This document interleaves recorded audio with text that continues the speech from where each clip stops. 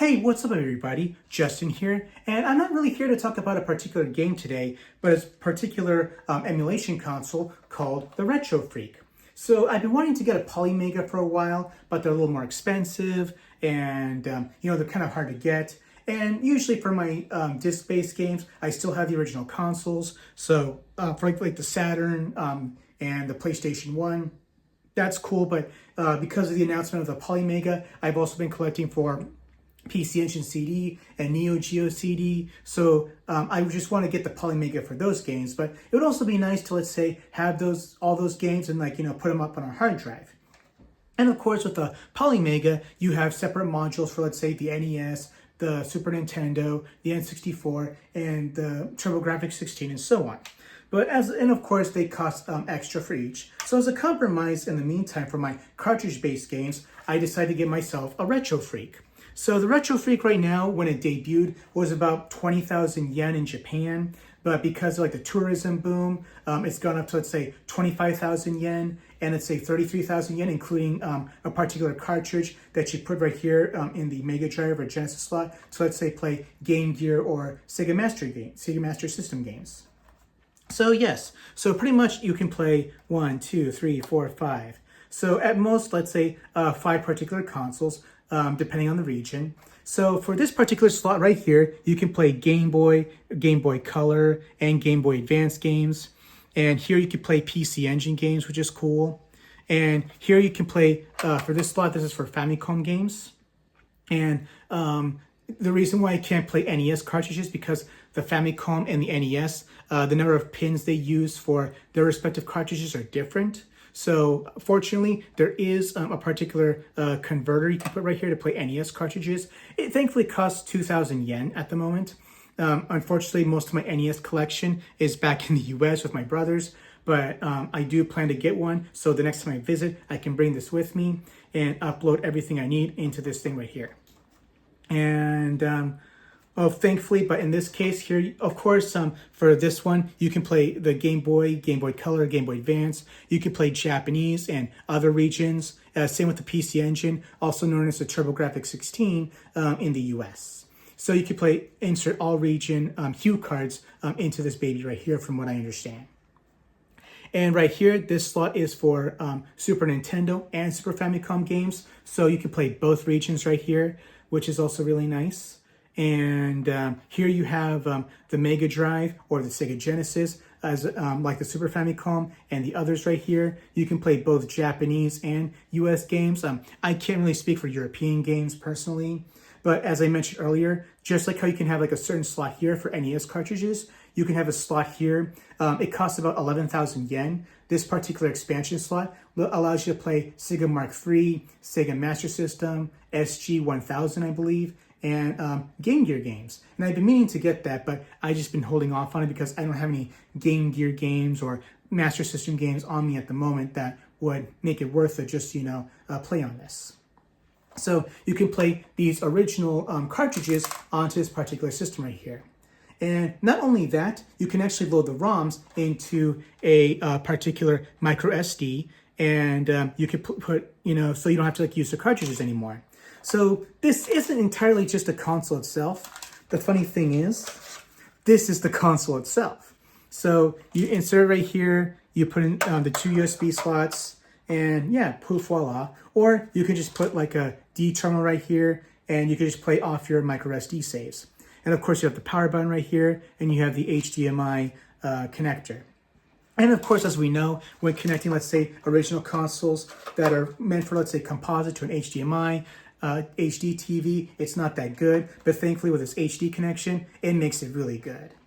And of course, you can use these USB slots to, let's play the original controller it comes with, or you can play, let's say, it also comes with this particular box right here, where you can use the original controllers, for the NES, Super NES, PC Engine, Mega Drive, Genesis, and so on. So you got a USB port right here. You insert either into here or into the back right here. So yeah, I'll show you what games you can upload and whatnot. I'll give you a demonstration, and then I won't be playing any particular games. That could be a separate review of its own, but I just want to show you what you can do with this particular console if you can't really get, let's say, a Polymega right now, but you want to enjoy your cartridge games on some alternative device, and I'm here to recommend you this. Okay guys, so I just want to demonstrate you how particularly the RetroFreak can work. So I just want to show you how you can upload these games to your RetroFreak console. So I'm going to demonstrate by using a Mega Drive game right here, Fushigi no Umi Nadia, based on the hit anime by Gainax. And here I also have a Famicom game, Urban Champion, and I'll also upload a Game Boy Advance game, Final Fantasy Advance 1 and 2. So here we go.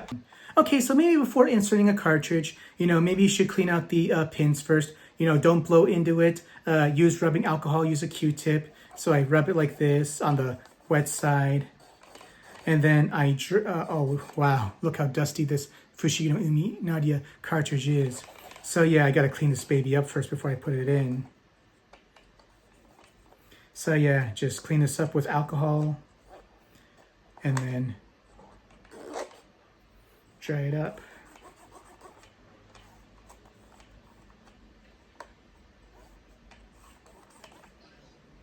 Okay, so let's see if this works. Okay, now I'm going to put this into the console. It's kind of hard to fit in sometimes. Okay, so cleaning it up, it did the trick. So after installing, do you want to play with the cartridge? Do you wish to install this game in the microSD? So I'll just say yes. Okay, so game successfully fully installed. I'm not really gonna, so here you can see the microSD. So how do you access? Okay, so you can access the microSD memory right here. So you got game saves, screenshots, and you got installed games.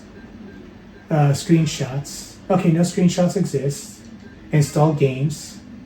Okay, so let me look here.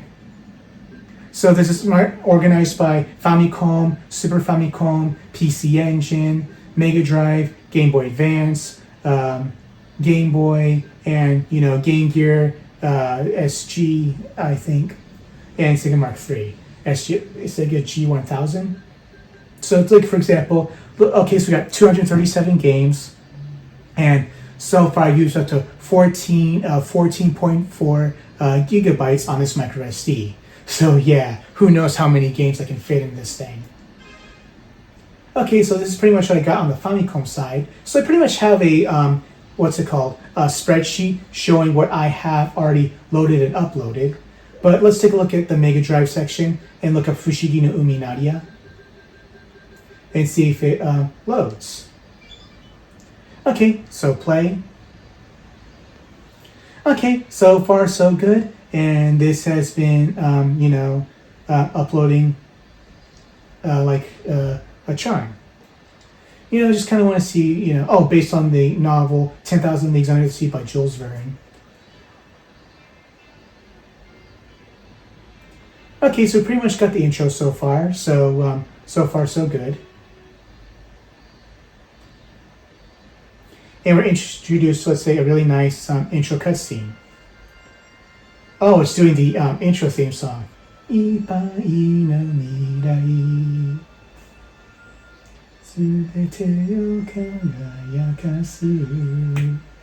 so it actually has the lyrics on the bottom, so you can sing to the melody. Okay, so I'll just introduce the intro. This is pretty cool.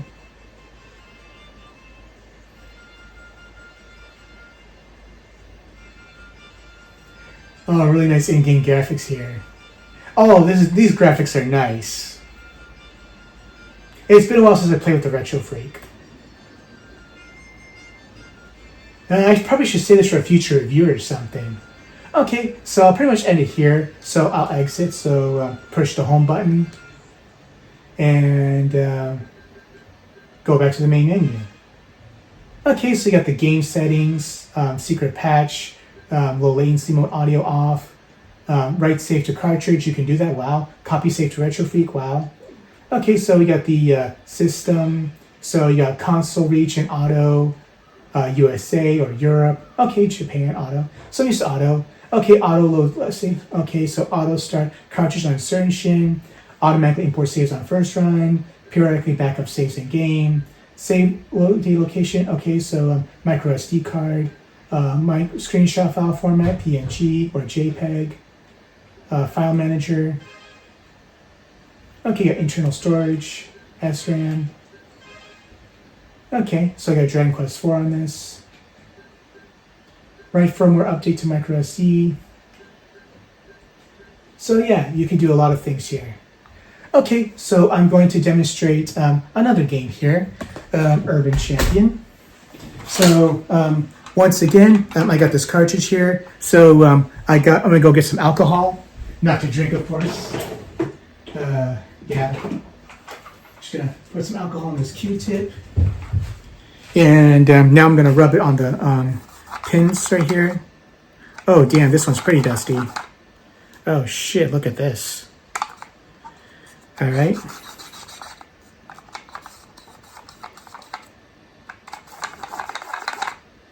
Oh, fuck me.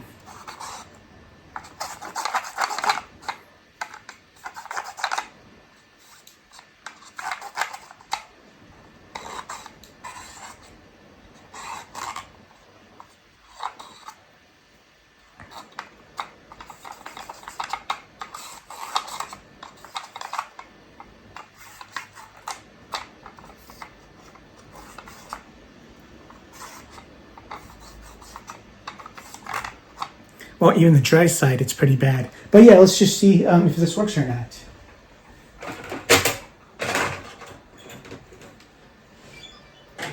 Okay, it uploads excellently well. Perfect. So, where do I put the controller? Yeah, right here. So, after installing, do you want to play without the cartridge? Yes. So, okay, so let's go to the Urban Champion. Let's go to the Famicom section. I'll wait for it to load first. Okay, so let's go to Famicom. Oh yeah, this is in alphabetical order. All right, let's see if this works.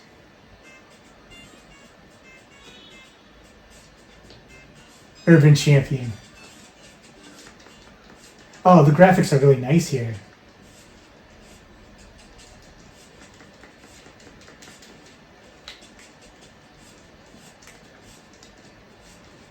Oh yeah, I'm the guy on the left, in front of the snack bar. Okay, you uppercut. Oh, okay, so I'm getting with uppercuts.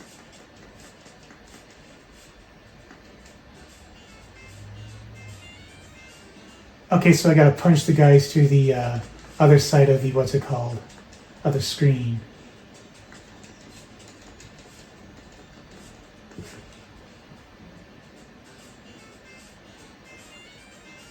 All right, this is rather simple. You know, it's not really, complex like, Street Fighter and whatnot.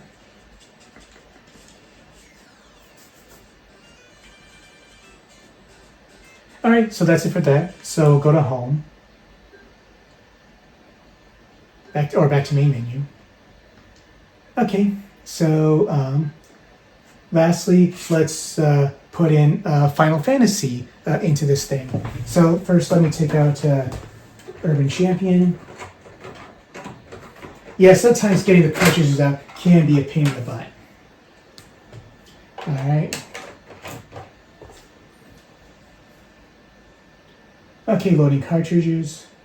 Yeah, this this probably has a bit more memory.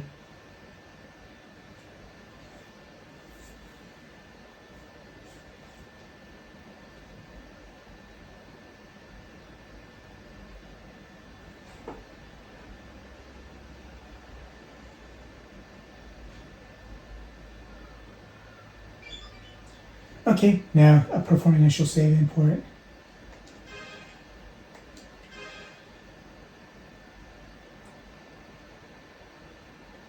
Okay, we got Final Fantasy 1 and 2 in. I actually do. Okay, so it's loading onto the microSD. Okay, still I got 14.4 gigabits still used. So yeah, who knows what else I can fit into this thing when the time is right. Okay, so let's just give this a look. Loading. And play.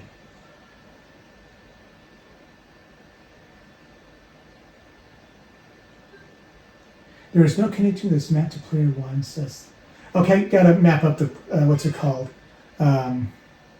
This is probably in conjunction to how the controls work for, let's say, Game Boy Advance. So I gotta work those a little later.